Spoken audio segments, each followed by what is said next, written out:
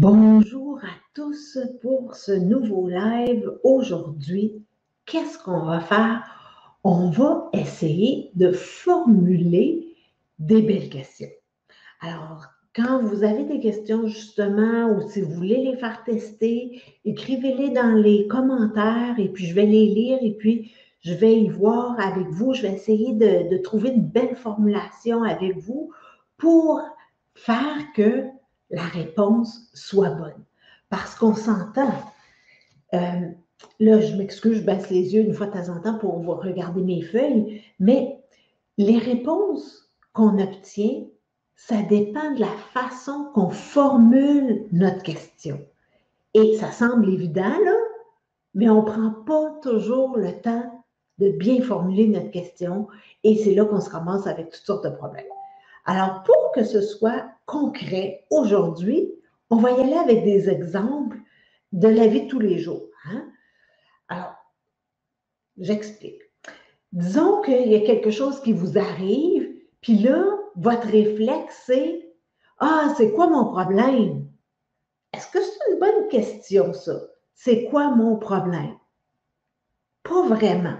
Parce que si on pense à la réponse que ça peut amener des genres de réponses de « Ben, je suis nulle, je ne suis pas assez intelligente, je ne suis pas assez bonne. » C'est ça mon problème, hein? Parce qu'on veut savoir c'est quoi mon problème. Fait que ça va apporter ce genre de réponse-là. Puis là, ben, est-ce que ça amène une solution? Pas vraiment. Par contre, ça amène qu'on se blâme beaucoup. Et puis, tout ce que ça va donner en bout de ligne, c'est qu'on va perdre confiance en soi, puis qu'on va juste se trouver poche. Alors, comment est-ce qu'on pourrait formuler une meilleure question pour obtenir une meilleure réponse? Là, il y a deux façons de formuler une belle question. La première façon, dans ce cas-ci, ça pourrait être comment est-ce que je pourrais trouver une solution à ce problème-là? Et vous entendez, j'ai dit comment est-ce que je pourrais trouver une solution? Et ça fait en sorte que toute la responsabilité de trouver la solution est sur moi, elle est sur nous, là. Fait que s'il y a des solutions ailleurs, ben, je ne suis pas ouverte à ça parce que la façon dont j'ai posé ma question, c'est il faut que ça vienne de moi, là. Comment est-ce que je pourrais trouver la solution? Alors, c'est déjà mieux que c'est quoi mon problème. Mais si on veut avoir encore une meilleure solution, il faut y aller avec le deuxième niveau de question. Et là, c'est d'ouvrir à toutes les solutions possibles. Donc, ça pourrait être comment est-ce que ce problème pourrait être solutionné? Et là, vous voyez, ça ouvre. C'est comme comment est-ce que ça pourrait être solutionné? Puis là, ça peut venir de n'importe quel côté, la solution. Ça ne dépend pas juste de moi. Ça peut être, ah, il y a quelqu'un qui me dit quelque chose qui me fait comme, ah oui, puis là, oups, ça me fait penser à quelque chose d'autre. Ou oups, il y a quelqu'un qui arrive puis qui m'offre de l'aide. Alors, vous voyez, ça ouvre les horizons quand on pose la question de cette façon-là. Ça, c'est le premier exemple. Puis là, je vois qu'il y a de plus en plus de monde, alors faites-vous-en pas si vous êtes en retard. J'arrive avec un deuxième exemple. Souvent, j'entends mes clients me dire « Pourquoi est-ce que ça m'arrive tout le temps? » Est-ce que c'est une bonne façon de poser la question? Pas tout à fait. Parce que c'est quoi le genre de réponse qui peut venir avec « Pourquoi ça m'arrive tout le temps? » Ça peut être « Ben, parce que je ne fais pas attention, parce que je n'écoute pas mon intuition, parce que je fais des mauvais choix. » Et là, vous entendez, je suis en train de me blâmer. Parce que, ben, le genre de question que je viens de poser, ça ne cherche pas une solution. Ça cherche un coupable. Et ce n'est pas la meilleure façon. Alors, comment est-ce qu'on pourrait tourner ça? On pourrait dire, OK, comment est-ce que je pourrais faire les choses différemment à l'avenir pour éviter de me retrouver dans une situation semblable? Et là, vous voyez, j'ai encore utilisé le « je ». Fait que là, la solution, il faut qu'elle vienne de moi. Il faut que moi, je trouve une solution pour éviter de me retrouver dans ce genre de situation-là. Alors, comment est-ce qu'on pourrait tourner ça pour améliorer ça encore mieux, pour ouvrir encore plus les possibilités? On pourrait être, comment est-ce que ça pourrait être différent? Et ça, c'est large, hein? Je sais que c'est large, mais est-ce que vous sentez à quel point ça ouvre à beaucoup plus de possibilités? Et le fardeau de trouver la solution n'est pas nécessairement juste sur moi. C'est comme si là, j'invite l'univers, j'invite mes amis, j'invite mes collègues à m'apporter des solutions. Alors ça, c'est une meilleure façon de poser des questions. On va prendre un troisième exemple. Et j'entends souvent les clientes me dire, pourquoi est-ce que j'attire toujours le même genre de personne? Hein? Ben là, quel genre de questions ça peut attirer? Quel genre de réponse est-ce que ça attire? Ben, ça peut être parce que je suis pas assez belle, je suis pas assez bonne, je suis pas assez fine, bla, bla, bla. Alors là, vous voyez, on est juste en train de se blâmer. Ça n'amène pas de solution. Alors, comment est-ce qu'on pourrait tourner cette question-là pour que ça amène des meilleures solutions? On pourrait dire, où est-ce que je pourrais rencontrer des personnes avec qui j'aurais du plaisir et qu'on serait sur la même longueur d'onde? Vous voyez, c'est plus large. Mais encore une fois, je suis dans le jeu. C'est quand même une grosse amélioration. Là. On n'est plus dans pourquoi est-ce que j'attire toujours le même genre de personnes? On est dans OK, où est-ce que je pourrais rencontrer des nouvelles personnes différentes? Donc, ça ouvre un petit peu plus grand. Et si on veut ouvrir encore plus, ben, on peut être comment est-ce que des bonnes personnes pour moi pourraient entrer dans ma vie? C'est large, je sais, c'est très, très large, mais ça invite à plus de possibilités. Parce que quand moi, je dis, OK, comment est-ce que je pourrais rencontrer des différentes personnes? Bien, ça invite juste des solutions que moi, je connais. Tu sais, ça peut être des sites de rencontres, ça peut être des activités, ça peut être toutes sortes de choses, mais c'est des choses que je connais. Tandis que quand j'ouvre la question un petit peu plus grande, bien là, j'invite à être surprise. Alors, vous voyez comment ça fonctionne.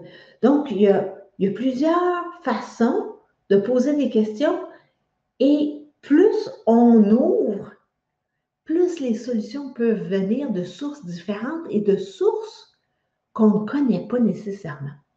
Est-ce qu'il y a des questions? Est-ce que c'est clair, premièrement? Vous pouvez, oui, un petit pouce, merci. Et puis, s'il y a des questions, si vous avez une question, justement, que vous aimeriez formuler autrement, que vous avez de la difficulté, vous pouvez l'écrire dans la conversation, puis je vais y voir, prendre une petite gorgée.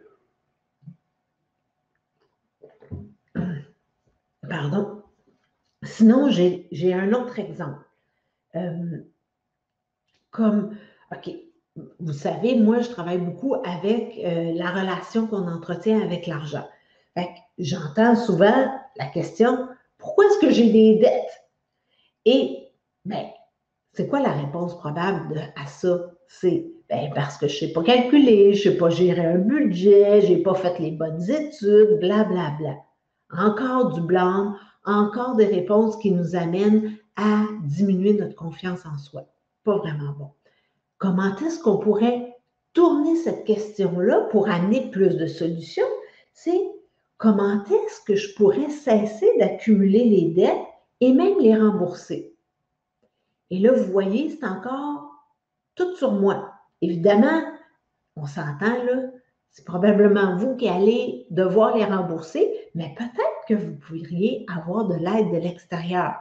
Et si on posait la question autrement, justement, si on disait, comment est-ce que l'argent pourrait arriver dans ma vie pour m'aider à rembourser ces dettes et qui pourrait m'aider à mieux gérer mon argent? Fait que ça, c'est encore plus grand, plus vaste. C'est comme si on invite de l'aide de l'extérieur.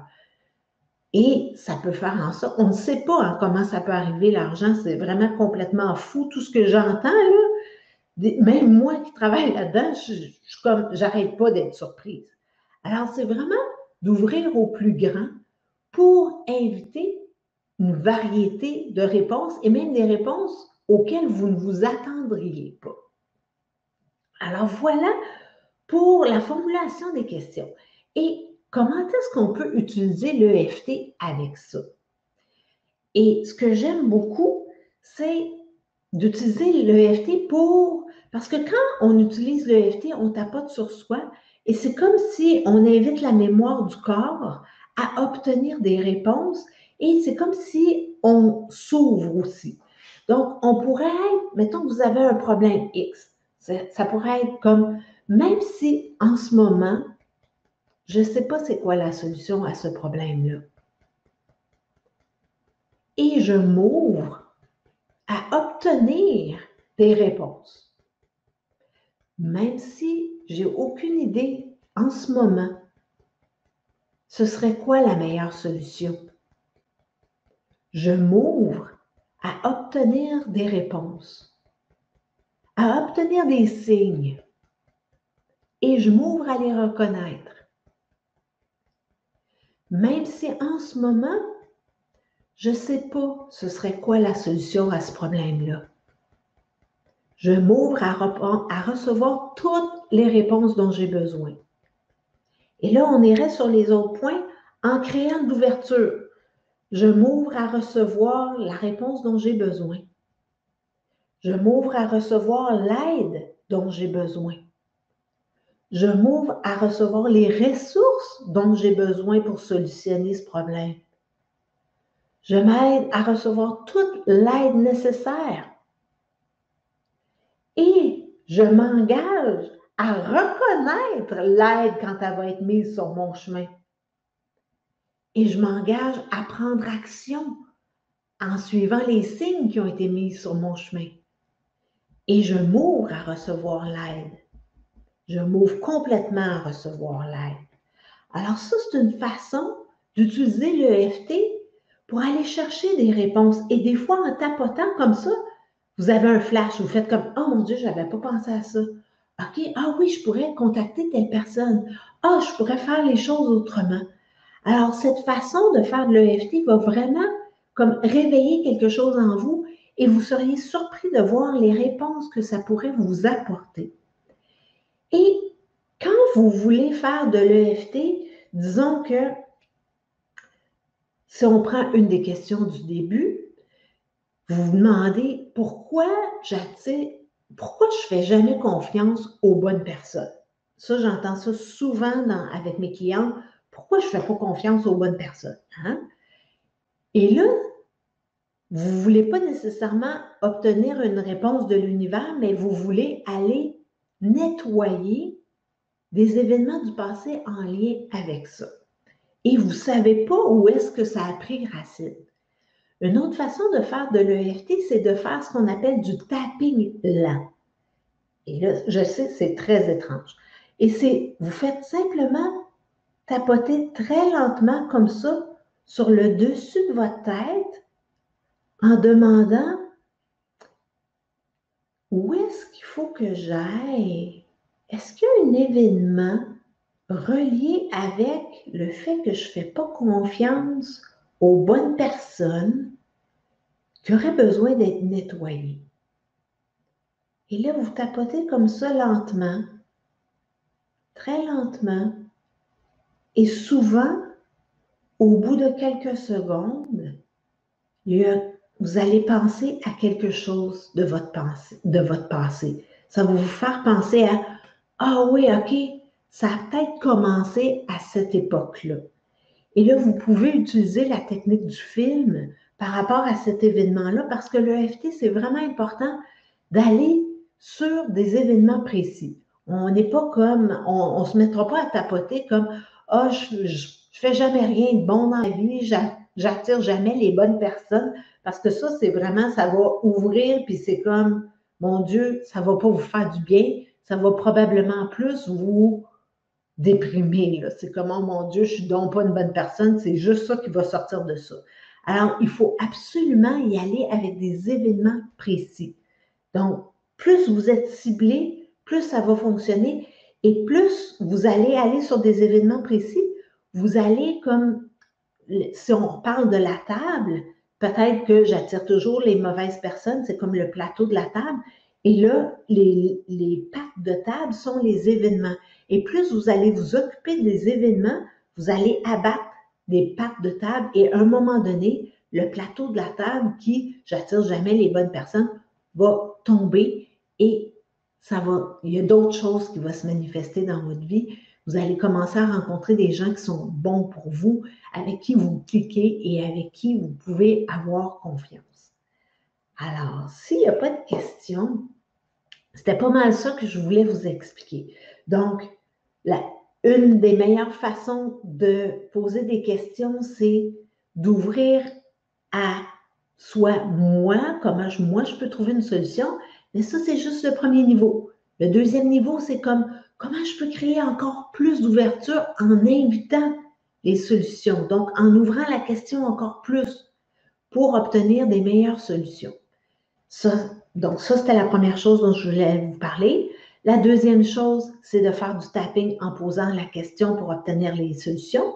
Et la troisième chose, c'était le tapping lent pour, quand vous voulez, vous vous dites, OK, aujourd'hui, je fais du tapping sur cet enjeu-là. D'où est-ce que ça part? Je fais du tapping lent et là, je m'occupe de cet enjeu-là en particulier. Alors, c'est ce que je vous remercie pour les petits pouces. Alors, si vous n'avez pas plus de questions, ben, je vous dis à la semaine prochaine. Et la semaine prochaine, on va s'occuper de procrastination. J'ai vraiment hâte de vous en parler parce qu'il y a plein d'affaires qui expliquent la procrastination et l'EFT est tellement fantastique pour justement vous aider à passer à l'action rapidement. Alors, soyez-y, je vous en parle. Et aussi, mercredi prochain, j'offre un atelier sur le critique intérieur. C'est un atelier payant, c'est juste 37 $ et on va regarder tous les critiques intérieures possibles et on va voir comment vous pouvez travailler avec eux pour gagner du temps, pour collaborer, pour passer à l'action rapidement. Alors voilà, je vous remercie beaucoup d'avoir été là et je vais tout mettre ça sur mon blog, tout le blabla. Si vous aimez mieux lire, ben tout va être là. Alors, merci et à la semaine prochaine.